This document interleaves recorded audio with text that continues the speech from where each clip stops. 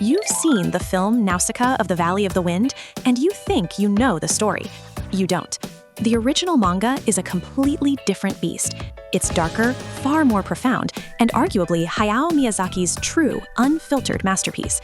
Today, we'll explore why the manga you've never read might just change how you view his entire legacy. The manga isn't just a story, it's an epic saga that Miyazaki poured 13 years of his life into, from 1982 to 1994. It spans 7 massive volumes. The crucial thing to understand is this: the beloved anime film only adapts a tiny fraction of this story, essentially just the beginning.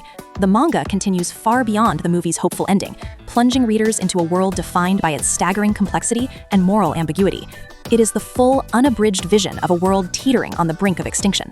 Let's break down the fundamental differences between the two versions. The anime presents a relatively clear-cut narrative of good versus evil, ending on a note of hope and rebirth.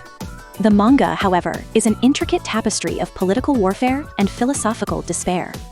It introduces multiple warring nations, including the sprawling and formidable Dorok Empire, a faction that doesn't even appear in the film. The story is rife with complex political conflicts, shocking betrayals, and deep moral dilemmas that challenge any simple notion of right and wrong. Nausicaä herself undergoes a significant transformation.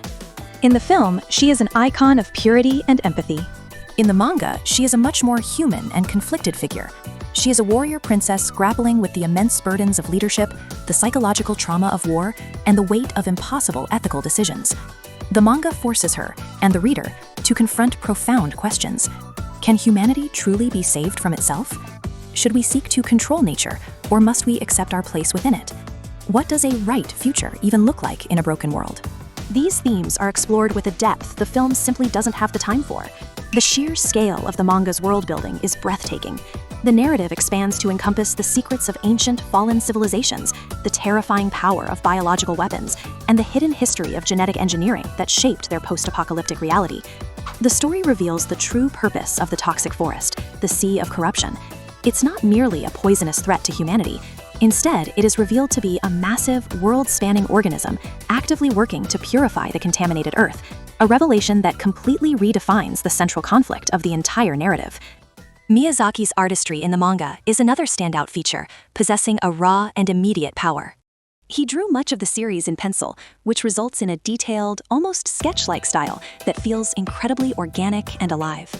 The pages are dense with strange and wonderful creatures, intricately designed machines, and vast, overwhelming landscapes of the toxic jungle. This unpolished, immersive aesthetic makes you feel less like a reader and more like an explorer, uncovering the secrets of a forgotten, decaying world right alongside the characters. If your only experience with this world is through the film, you have only seen the tip of the iceberg. The manga is a deeper, darker, and far more philosophical journey. It is a challenging and often bleak story, but one that is ultimately more rewarding. Many fans and critics consider it to be Miyazaki's magnum opus, the most complete expression of his artistic and thematic concerns. For a more detailed breakdown of the story, its characters, and its powerful themes, I've written a full review on my blog. The link is in the description. If you're intrigued by hidden masterpieces, this is one you simply cannot afford to miss.